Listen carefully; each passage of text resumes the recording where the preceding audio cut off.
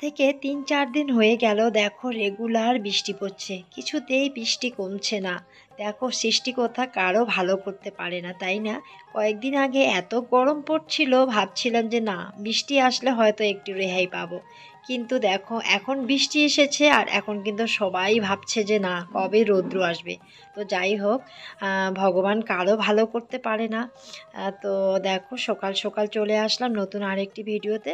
সবাইকে অনেক অনেক স্বাগত আর অনেক অনেক ভালোবাসা, আর সবাইকে গুড মর্নিং।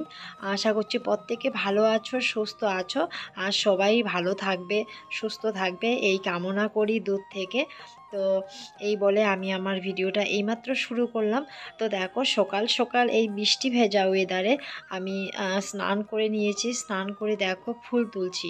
তো ওই যে স্নান করার পরে আগে ঠাকুর ঘরের কাজটা যদি সেরে নেওয়া হয় তাহলে কিন্তু ভালো হয়।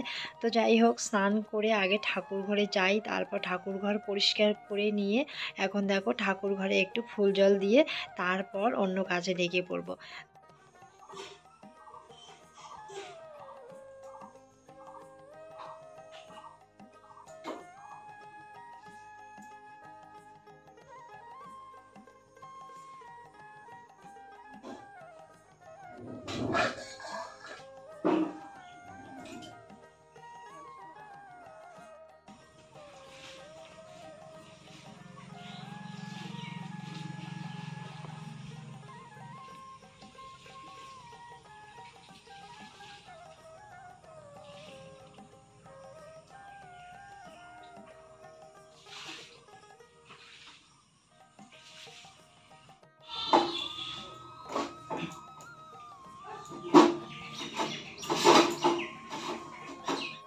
আর দেখো সবার চা খাওয়া হয়ে গেছে আর আমিও চা খেয়ে নিলাম।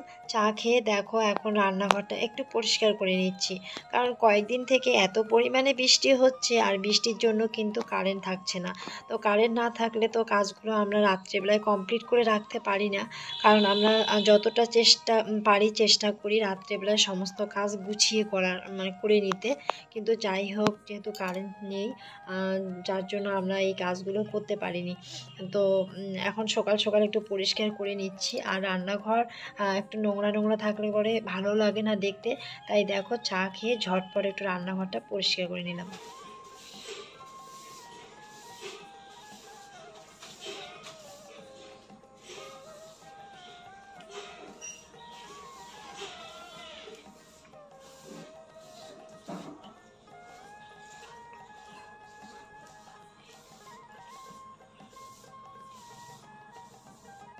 রান্নাঘরটা পরিষ্কার করে নিয়ে তারপর দেখতে পেলাম সাইডে সাইডে কেমন জানি একটু মাকড়সার জাল ধরে গেছে। তারপর দেখো মাকড়সার জালগুলো একটু ভালো করে ঝেড়ে নিলাম, আর না হলে সবার খাবারে পড়ে যাবে, তারপর সমস্যা হতে পারে। আর শাশুড়ি মা কিন্তু আগে বারান্দাটা ঝাঁট দিয়ে নিয়েছে, তারপর দেখো সম্পূর্ণ রান্নাঘরটা ঝাঁট দিয়ে আবার বারান্দাটা ঝাঁট দিয়ে নিচ্ছি। আর আমার হাজবেন্ড কিন্তু কাজে বেরোবে বলে খেতে যাচ্ছে, তো ভাবলাম যে না রান্নাঘরটা ঝাড় দিয়ে নিয়ে তারপর হাজবেন্ডকে খেতে দিব। আজকে দেখো ফার্স্ট টাইম আমাদের গাড়ি বের করা হলো। আর যেহেতু বর্ষাকাল পড়েই গেছে, আর বর্ষাকাল মানেই হলো প্রচুর পরিমাণে বৃষ্টিপাত। তো দেখো এই কয়েকদিন থেকে যে হারে বৃষ্টিপাত শুরু হয়ে গেছে, মাঠ ঘাট রাস্তা জমি জমা সমস্ত কিছু কিন্তু জলে একদম থই থই করছে।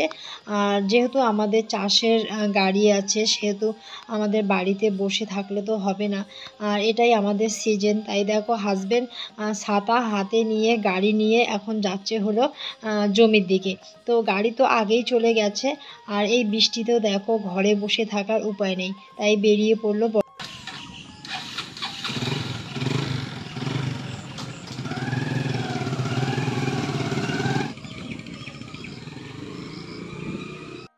হাজবেন্ড দেখো খাওয়া দাওয়া করে বেরিয়ে পড়লো, আর এদিকে দেখো সবার খাওয়া দাওয়া হয়ে গেছে। আর সমস্ত এঁটো থালা বাসন সমস্ত কিছুই আমি কলের পাড়ে নিয়ে এসে এখন মাজা ঘষাটাও করে নিচ্ছি।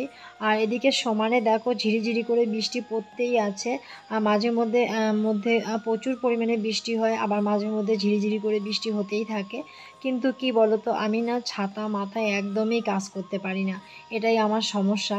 তো দেখো এই অবস্থায় আমি ভিজে ভিজেই কিন্তু কাজগুলো সেরে নিচ্ছি।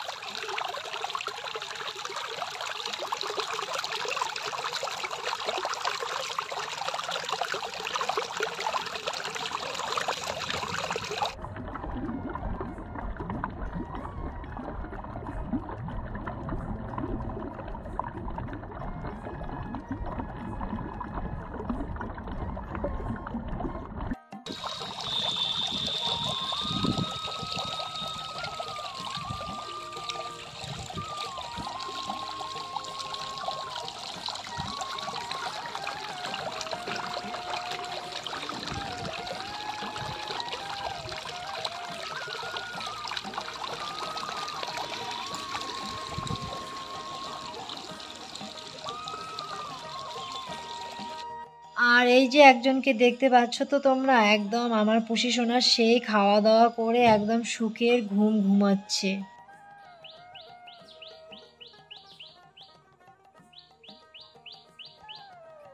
দুপুরে যা রান্নাবাড়ি ছিল সমস্ত কিছু কমপ্লিট করে নিয়েছি, কিন্তু সবাই এখনও খায়নি আর সবার স্নান হয়ে গেছে। তো দেখো এখন ওয়েদারটা একটু কেমন জানি হাওয়া হাওয়া দিচ্ছে আর বৃষ্টি কিন্তু পড়ছে না।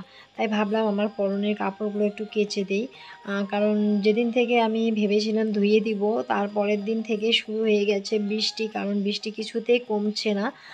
তো মনে হচ্ছে না বৃষ্টি কমবে। সব মানে প্রায়জনই বলছে যে সামনে অমাবস্যা, হয়তো অমাবস্যা শেষ হলে তবেই নাকি বৃষ্টি কমবে।